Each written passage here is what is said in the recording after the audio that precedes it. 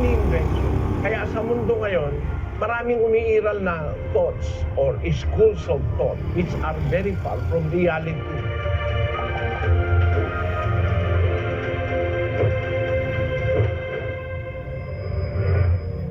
Basahin natin muna ang Ecclesiastes Kapitulo 7, versikulo 29. Narito, ito lamang ang aking nasumpungan, na ginawang matuwid ng Diyos ang tao, ngunit nagsihanap sila ng maraming katha.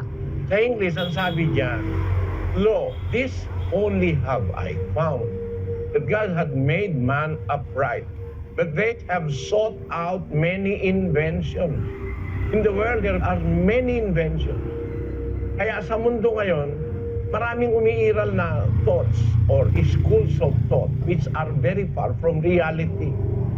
Just like what they call soulmate. It is not true. Biblically speaking, and in reality, it's not true. Why are there people who died without meeting their soulmate? Who died a spinster? Namatay na matandang lalaki. Si Kristo, hindi nag-asawa. Apostle Paul did not marry. The minister of the gospel, Titus, Stephen, Timothy, walang asawa. How will you believe na tayo merong soulmate? Kung yun ang totoo, every one of us dapat nakatagpo ng asawa. Ang ba nanggagaling kung magkakaasawa ka, magkakaroon ka ng soulmate? Do we have to take it in general na tayo lahat may soulmate? Saan ang gagaling? 19, 14 ng kawikaan. Bahay at mga kayamanan ay minamana sa mga magulang, ngunit ang mabait na asawa ay galing sa Panginoon. Iyan bigay ng Diyos yan pagkailangan.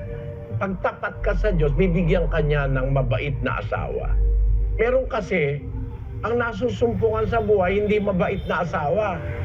Asawa na ni Satanas para ikaw ay ihiwalay sa Diyos. Tanggapin mo hindi, merong mga asawa hindi sa Diyos.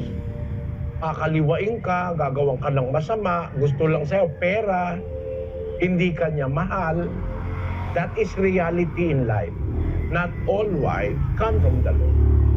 A prudent wife is from the Lord. But if you have a wife which is not a prudent wife, hindi ang Diyos ang may bigay sa'yo noon. How can you now claim na bawat isa sa atin merong soulmate? Hindi totoo yun. Galing yan sa Egyptian mythology, not from the Bible. Let us read the info.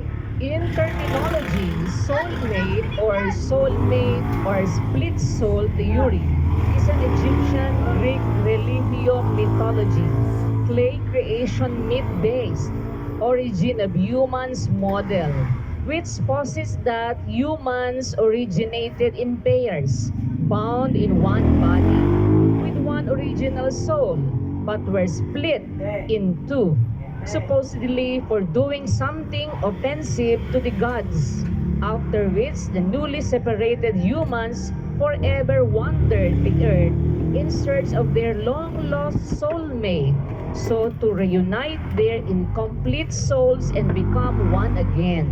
How is that? If that is true, then the Apostle Paul was lost forever because he did not find his soulmate all throughout his lifetime. Stephen likewise, Titus, the most famous laborers of Christ for the gospel are single people. Although we do not deny the fact that mayroong mga apostol na kaasawa, pero to say that a human being is created a soul then was split into two, mali yun. It is not true. Bakit? If you are going to travel the world to find your soulmate because you were split into two, therefore, Paul and the rest of the Christian community in the first century were all lost because they did not find their soulmates. Di totoo yun. There are people who were meant by God to be single throughout their lives. Sa Mateo, Kapitulo 19, versikulo 10. Ang mga alagad ay nangagsasabi sa kanya, kung ganyan ang kalagayan ng lalaki sa kanyang asawa, ay hindi nararapat mag-asawa.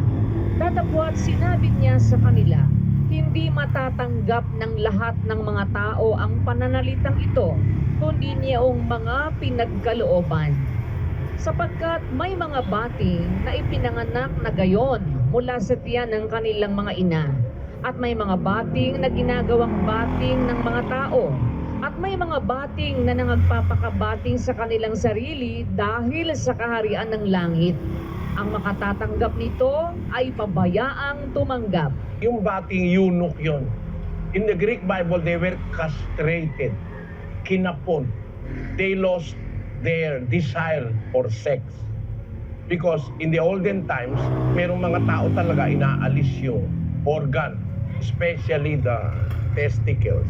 Inaalis yun, kaya ang tawag sa Bible doon, bating. Ang sabi doon sa English, there are some eunuchs which were so born from their mother's womb. There are people born without the ability to marry. Their sexual organ is not normal, is destroyed from the womb.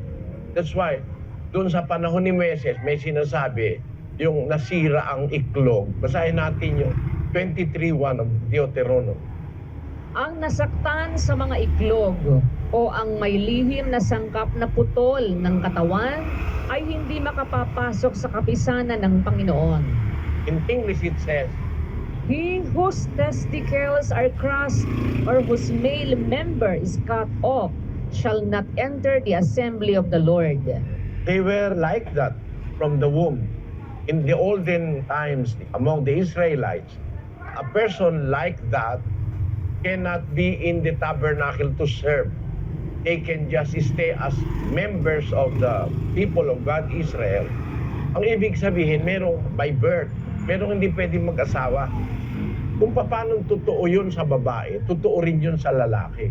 May lalaki, sira ang sex organ, pagkapanganak pa lang.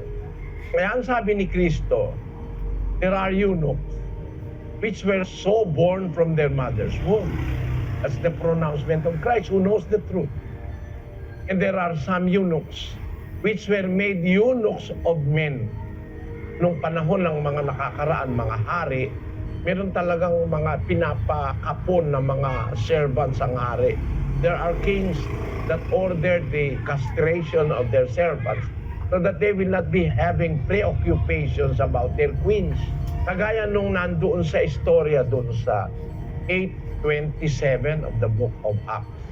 And he arose and went, and behold, a man of Ethiopia, an eunuch of great authority under Candace, queen of the Ethiopians. The servant of the queen of Ethiopia is a eunuch who had the charge of all her treasure and had come to Jerusalem for to worship. Merong mga eunuch na ginawa talaga ng tao. They were made eunuch by men. The servants of the queen were ordered by the king to be castrated so that the king will not have any preoccupation about the queen. That the queen may be raped or the queen may fall in love with her servants. Para mawala yon, the king caused all the servants of a queen to be castrated. Kaya, what the Lord Jesus Christ is saying is reality. There are eunuchs which were so born from their mother's womb. There are some eunuchs which were made eunuchs of men. And there be eunuchs which have made themselves eunuchs for the kingdom of heaven's sake. He that is able to receive it, let him receive it. Kaya, it is your own choice, personal choice, to be not a eunuch which is castrated. You are whole, buo ka. Bayag ka, may-ari ka. Pero, parang si Paul, he is complete as a man. Hindi siya eunuch. But he made himself eunuch for the kingdom of heaven's sake. Dahil sa kaharian ng langit.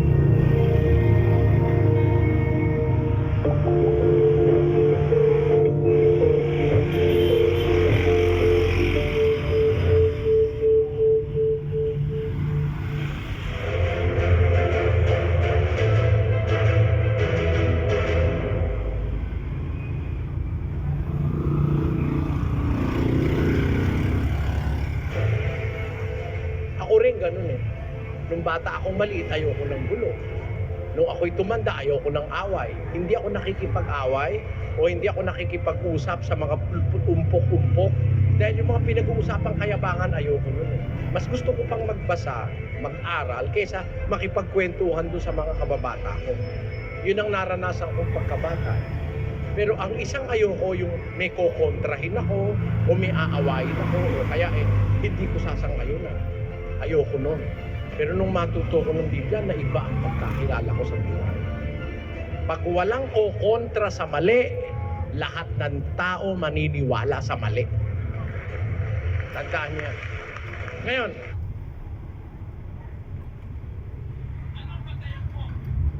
ano yung mali, hindi mo kukontrahin. Bakit ganun? Niwala sa mali. Tandaan niya. Ngayon, ano ang batayan ko? Na masama na yung mali, hindi mo kukontrahin. Bakit ganon? Ba't ko sinasabi yun? Pag mali, dapat punahin.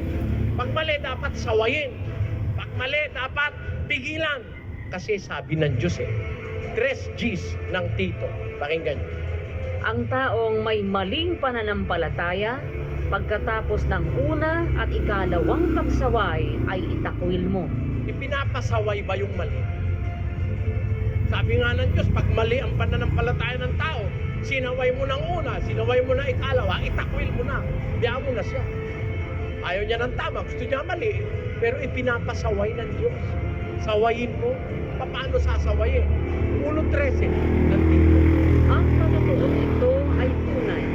Dahil dito'y sawayin mong may kabaksikan sila upang magpakagaling sa pananampalataya. Ito ba haka-haka ko kapatid? Gusto ng Diyos ito Pag mali ang pananampalataya, sawayin mong may kabaksikan sila. Siguro nung sabihin ng Diyos yan, hindi naman niya sinabi yan. Sawayin mo, may kabaksikan sila. Ganun ba nung sabihin ng Diyos yun? Hindi naman ganun Sabi, sawayin mong may kabaksikan sila upang magpakagaling sa pananampalataya. Gusto mong gumaling ang tao? Pag mali, sawayin mo. Ngayon, kung gusto niyang pasaway o ayaw niyang pasaway, bahala siya. Meron talagang pasaway. Pero tungkulin mo kung mangangaral ka na sumaway. Basa, 2 Timoteo 4:2. Pangaral mo ang salita. Magsikap ka sa kapanahunan at sa di kapanahunan. Sumawata ka, sumaway ka. O, kita mo, utos ng Diyos sa mga ngaral yan. Sumawata ka, sumaway ka. O, pag sumasaway ba, mali? Ba't hindi na lang natin igalang ang pananampalataya ng isa't isa? Kung mali, ba't ko igagalang? Ibig mo sabihin, ang paniniwala mo si Kristo, tao, ha? Tapos sabihin ko, ginagalang ko yan, amen. Ganun ba? Pag sinabi mo si Kristo, tao, sisigaw ako. Hindi tao si Kristo, kundi nagkatawang tao. Yan ang sasabihin ko. Nag-uumpisa na ang labanan. Bakit? Gusto ng Diyos na ganun para ang tao mailigtas sa mali. Ganun yun. Kung ako makikipagkaibigan lang, hindi na ako magsasalita. Pero hindi ako naparito para makipagkaibigan kahit kanino. Kahit magalit kayong lahat sa akin, sasabihin ko yung ipinasasabi ng aking Diyos na kinikilalang nasa langit. Kailangan yun. Kailangan.